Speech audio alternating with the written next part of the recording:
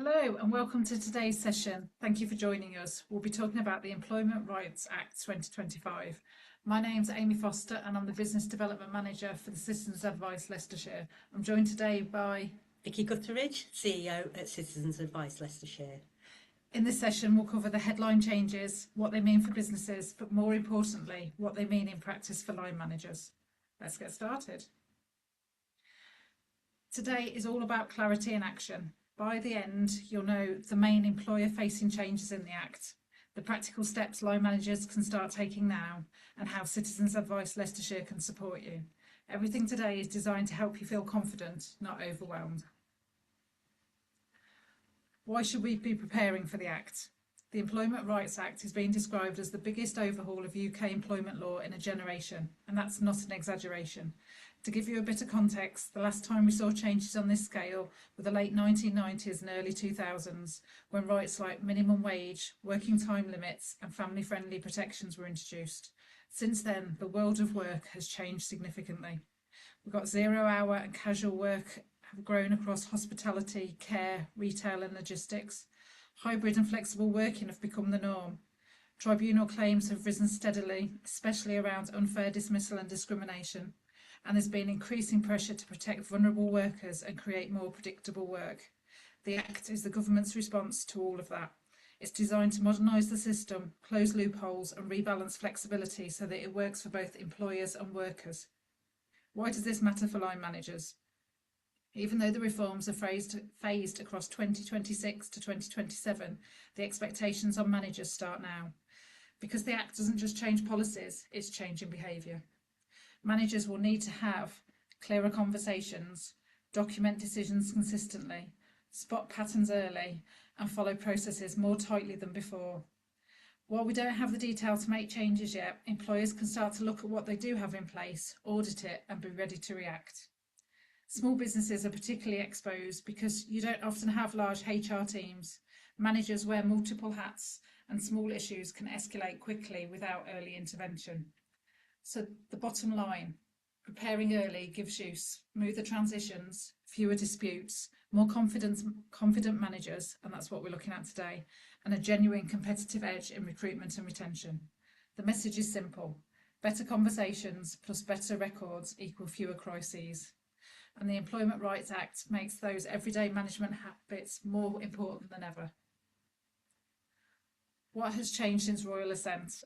Royal Assent happened on the 18th of December, but most reforms still need secondary legislation, so you do have time.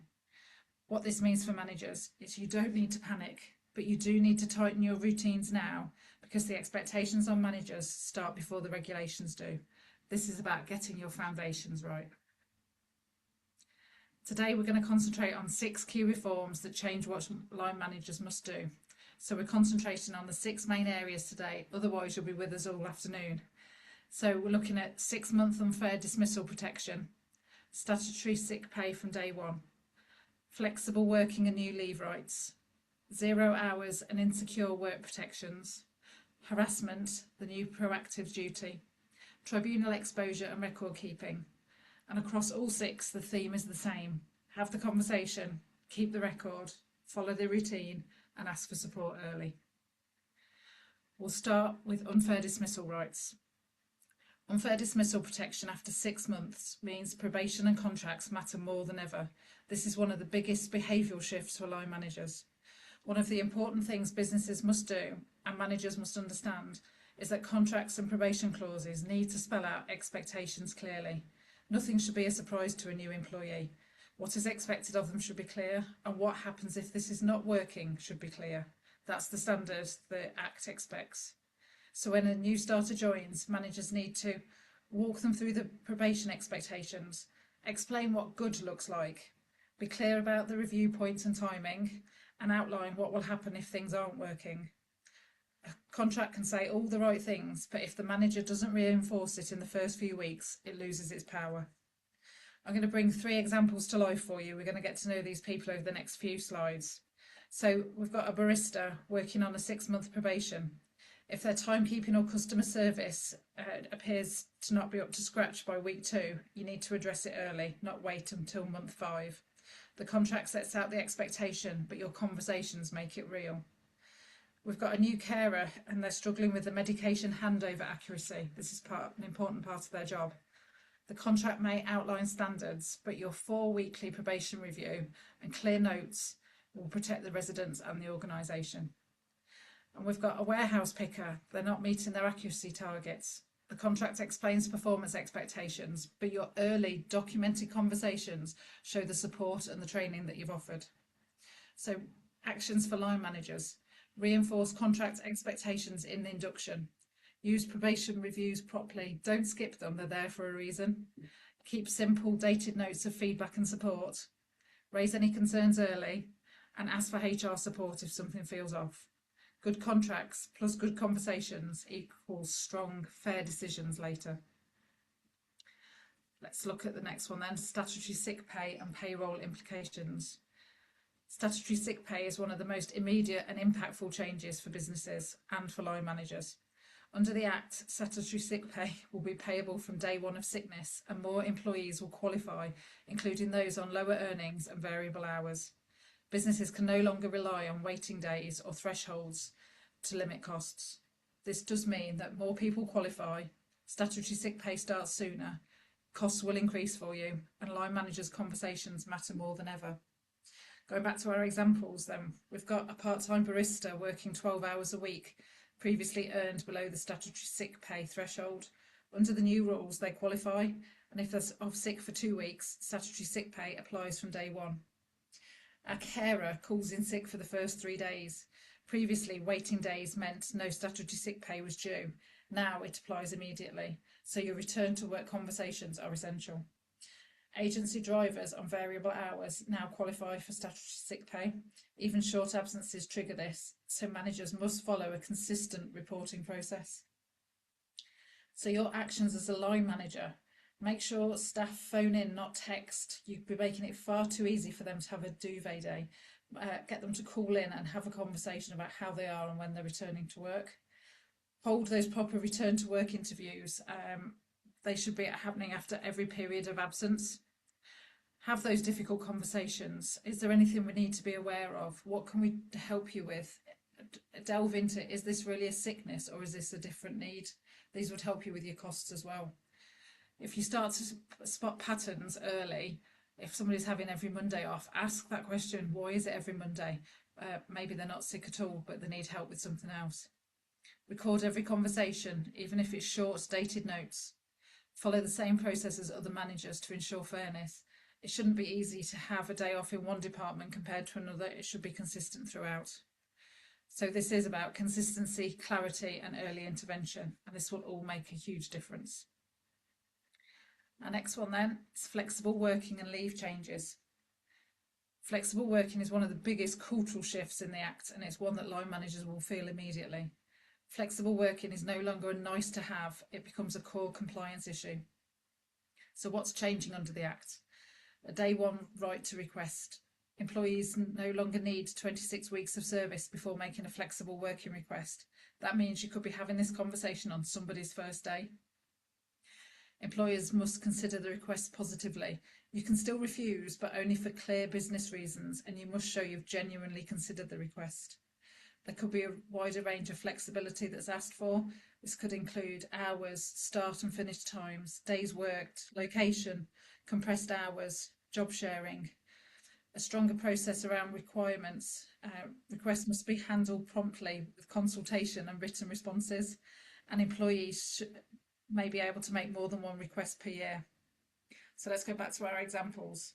A new barista requests to work mornings only from day one. You must meet with them, consider the impact and document your decision, not just say, oh, we don't do that here. It may be that you're busier in the evenings and that's your reason, but you need to give a reason. A carer requests carers leave to support a parent with long-term needs. You must grant statutory leave and plan cover. A driver requests a 4-day work week immediately. You need to assess operational impact, consult and record your rationale. This is where things often go wrong, not because managers are unhelpful, but because decisions aren't documented or the process isn't followed consistently. Your actions as a line manager then, what could you be doing? Use the most up-to-date templates and checklists. Meet with the employee. Don't decide it by email. Consider the request fairly and consistently. Record your rationale. Communicate clearly and in writing. And keep records. They will protect you and the business. Flexible working is now a legal process, not an informal chat. Handled well, it builds trust. Handled poorly, it creates risk. The second part of this slide then is about leave entitlements. So the Act also expands several statutory leave rights, and managers will see more requests because of this. So what's expanding? Parental leave, more flexible access, stronger rights for fathers and partners, and simpler processes. Carers leave, this is new, a day one right for employees to take time off to care for dependents with long-term needs. Bereavement leave, wider eligibility, including day one rights for more employees. Pregnancy and redundancy protections. There are stronger safeguards during pregnancy and after maternity leave.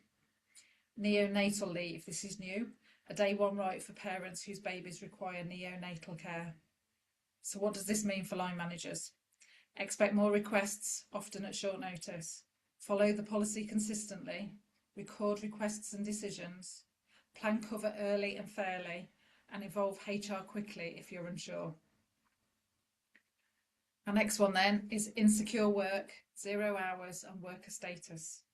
This is one of the most significant shifts in the Act, especially for sectors that rely on casual or variable staff. The Employment Rights Act strengthens the worker versus employee test by focusing on actual working patterns rather than contract labels, and that's the message for managers. It's not what the contract says, it's about what actually happens. So what's changing? 0 hour and casual contracts will face tighter rules. Workers must receive reasonable notice of shifts. Cancelled or changed shifts at short notice will trigger compensation. Regular patterns of work must lead to guaranteed hours. The worker versus employee test is being clarified and tightened. Misclarification will carry higher risk due to the extended tribunal windows and the new Fair Work Agency.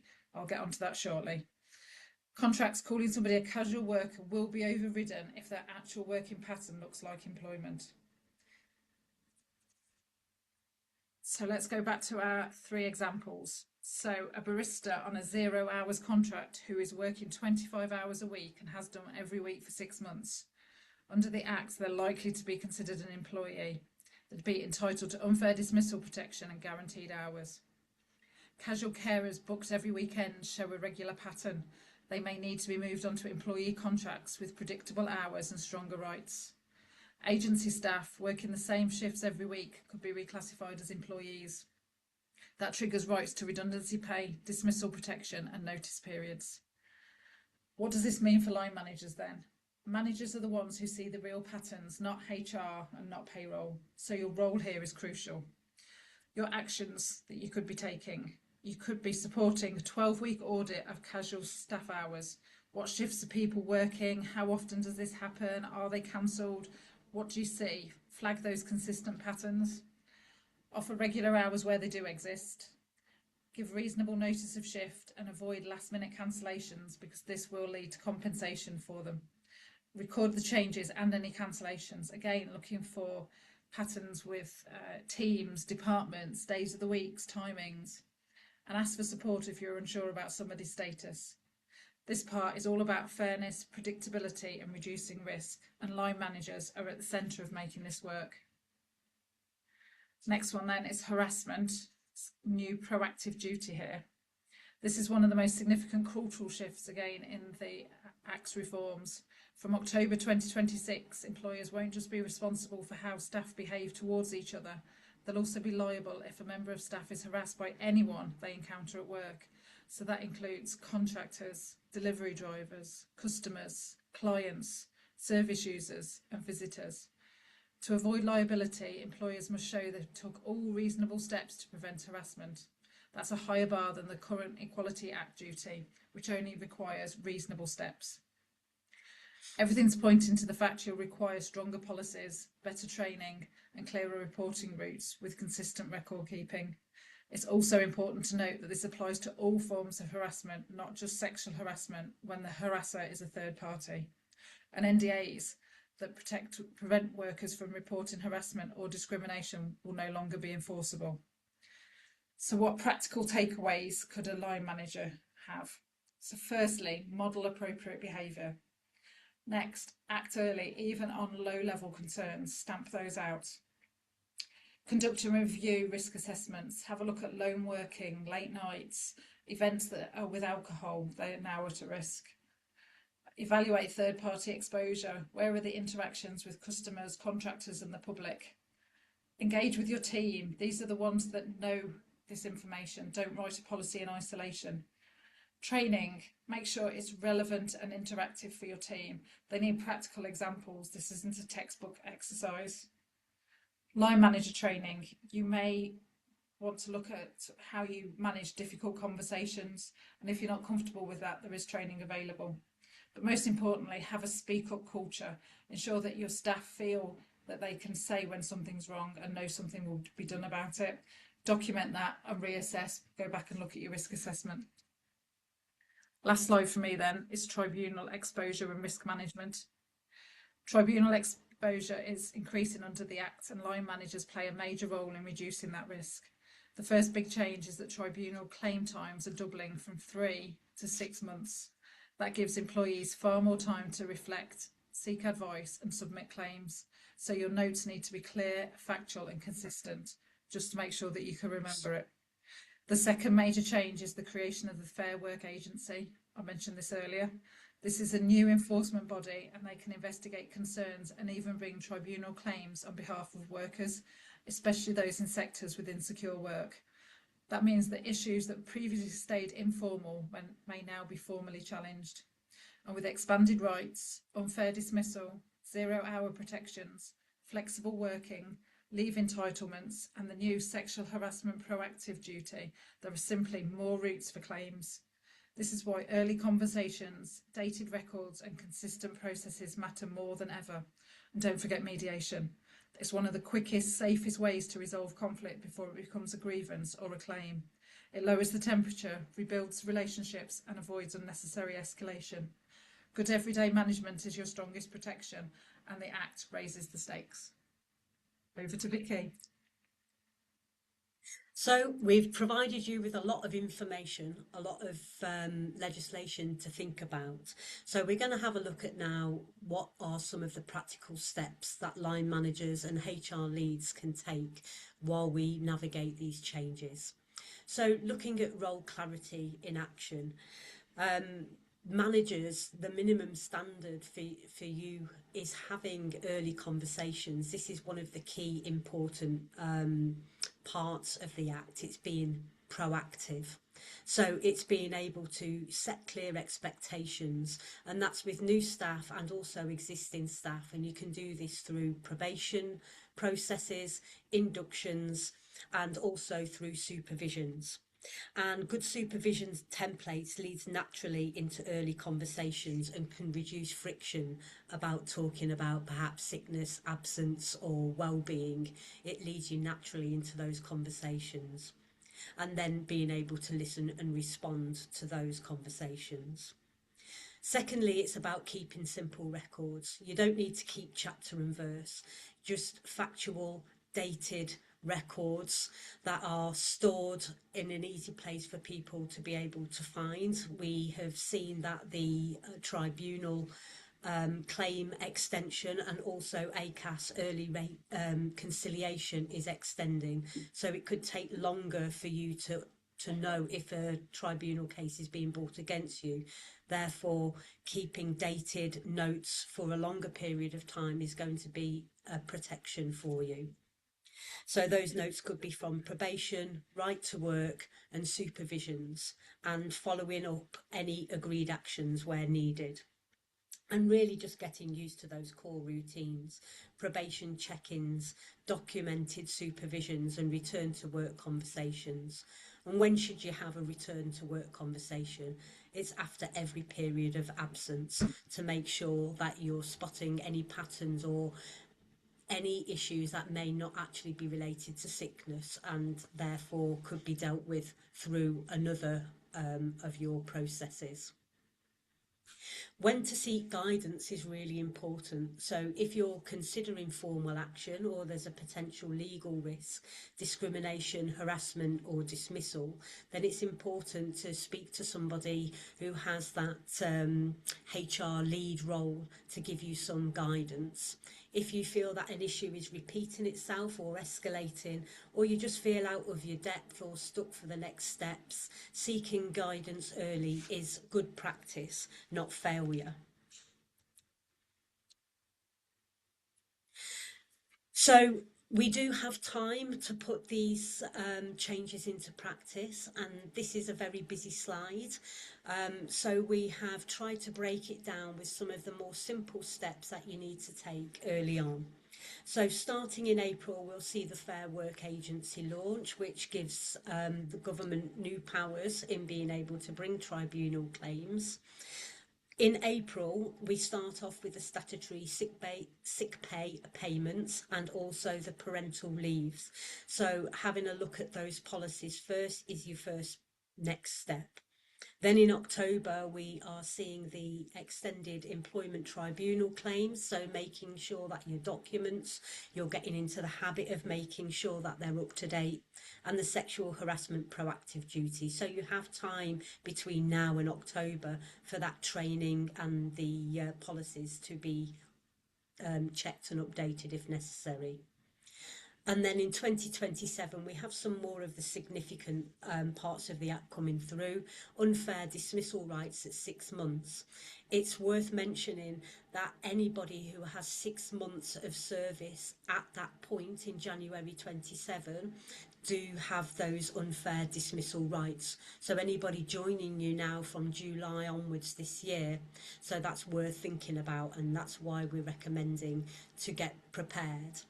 And then we also see the 0 hours reform coming in later in 2027. So this leads us into practical actions for line managers.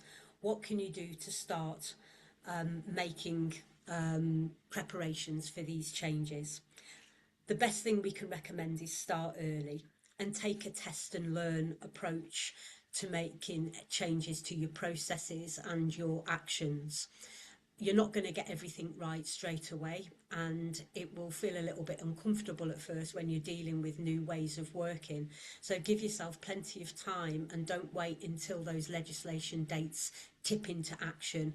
Make sure that you've got your working processes in order. For example, probation periods. You may want to review that timescale into 4 months rather than 6 months, so you have got some buffer zone to enable you to extend probation periods for a couple of months if improvements are needed. Secondly is reviewing policies. And actually for line managers, it's reviewing policies against what's happening in reality, because we definitely see an implementation gap. Most organisations nowadays have quite robust policies and help from external HR support, but it's the gap in implementation where we see the problems occur. So make sure that people are using the most up-to-date templates, that they know what processes to refer to, and that your policies are easy to find. Also, just general data hygiene, that people are not keeping local copies of guidance, and that they're using the most up-to-date policies and processes that you have. And it's just getting used to that regular return to work and supervision routines. And then strengthening. How can you strengthen those processes? By identifying those gaps, you can make sure that people have sufficient training. Please shout up line managers if you feel that you need training, particularly around those early conversations, which can feel quite difficult to have. But actually, the earlier you have conversations, the quicker any matters can get resolved without them escalating. So HR leads, you will probably take the responsibility of making any changes to policies, but I would really recommend you take a system design approach and not just policy writing. And I'd also caution against writing policies in a vacuum. Really do consult with your line managers, because it's one thing having a great policy on paper, but if it's difficult for that policy to be implemented in practice, you're going to be in breach of that policy straight away. So thinking about those integrated policies. When you change one policy, what other policies or contracts or staff handbooks may need to also be updated, so that line managers have the most reliable and consistent information wherever they need to look. Then line managers, it's around feeling confident around those changes. So some internal or external training around how to implement those policies in practice, how to perform really robust supervisions, and making sure that supervision template enables you to have those early conversations, making sure that you understand how to deliver return to work interviews. These early conversations are key to a line manager's role and keeping things on a very informal basis. And then it's engaging and embedding. So communicating between HR and line managers to make sure if there's any friction points and making any amendments before it becomes actual legislation. And then taking that test and learn approach. So why us? Well, between myself and Amy, we probably have over 40 years experience in people management. Both of us are chartered fellows with the CIPD. I have a Masters in Human Resources, and Amy is a qualified workplace mediator and youth employment mentor. So we have credibility and we do have practical experience. But the most important thing that we want to demonstrate is that we've been on this journey ourselves. We are employers, and over the last 2 years we have made changes to our own practices, seeing exactly the same issues where we've had robust processes and policies, but there has definitely been an implementation gap. So one of the most crucial practices that we put into place was line manager training. CIPD recognised that only around 40% of line managers receive people management training. They tend to get promoted on technical skills. And they also found 32% of line managers actually inflamed issues through lack of confidence or lack of experience in having those difficult conversations early, and tended to use an avoidance approach. So what we wanted to get over to you is that this doesn't need to be a bureaucratic or an administration only exercise. Good practice can actually give you a competitive advantage. And sometimes it can be really difficult to see the competitive advantage or the costs, the hidden costs of people management, particularly when that is not working well. So an approach that we took is collecting year-on-year metrics and comparing that as and when our line manager training had taken place. So we all know that the cost of replacing leavers can be high, costs of recruitment, induction, the disruption and loss of productivity relates to approximately £9,500 for every one employee that you retain. You get that saving, and compared to our retention at that point in time, we avoided around £75,000 worth of costs on previous leaver rates. So it is definitely worth practicing good people management. And we also did a lot of improvement around return to work interviews, so people were confident in having those conversations and actually identifying if it was a sickness issue or another type of absence. And you will see from the chart the drastic reduction that we had in sickness and absence. And we calculated that 1 day reduction in sickness saves around £7,800 per year. And based on our previous sickness rates, we could say that we were looking at a saving of just over 31,000.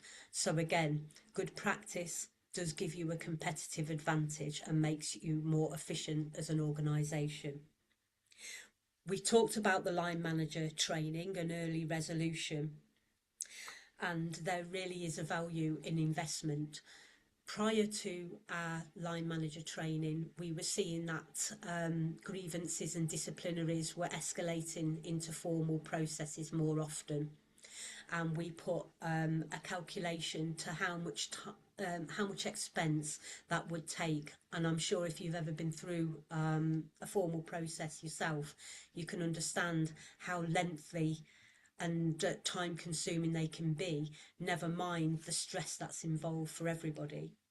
However, you can see that once the line manager training and some mediation had been put into place, we are now seeing formal cases reduce and disappear, fingers crossed, into the future. So for an investment of around £18,000, we can see that against an estimated cost of 31 or nearly £32,000 that we had in previous formal cases, and that's without even the cost if any one of those cases might have gone to a tribunal. And that's even more important now when the tribunal costs are going to be uncapped for unfair dismissals. So mediation success rates, research shows that 85 to 95% more effective than when anything goes through to a formal process. So it's definitely worth the investment, and we found that in practice too. So how can we help? So as we've said, most organisations don't need more HR theory. What they need is confident managers who understand how to apply those processes and policies in a consistent way. So we can help with just information and signposting so that you can have like a self-service. These awareness webinars that we'll be holding over the next few months is an ideal way of digging into some of the practices that we spoke about. We can also offer a more consultant role where we can review some of your policies and make tailored recommendations for your organisation. And then we can offer the gold service, which is what we have found most effective, where you review your policies and then you put line manager training into practice to support those processes. So we offer a variety of line manager training, whether that be full days to talk about employment rights or look at helping line managers with conflict resolution skills, or half-day specialist training programs. We also offer mediation service and HR support, so utilising a whole package approach is often really helpful in moving this along in a really robust and consistent way. And we do recognise this is going to be challenging for smaller businesses and voluntary sector, so we do look at our prices accordingly. So we will be looking at more of these awareness webinars, how to tackle difficult conversations, managing sickness and absence, and performance feedback and coaching. And we'd really welcome you to come along to some of these sessions, and you can sign up for these on our Eventbrite page. These are all free to attend and give you a really good high level idea of how to take some practical steps. And you can keep in touch with us through our webinar series, through our free resources, blogs and articles on our website, and also through any tailored support that you may want to get in touch with us about. And you can visit us on our website. So please scan the QR code and fill out our feedback form. Let us know if there's anything that in particular you would like us to address in our awareness sessions, and we'll try and provide that content for you going forward. Thank you for listening. Thank you for watching. Thank you.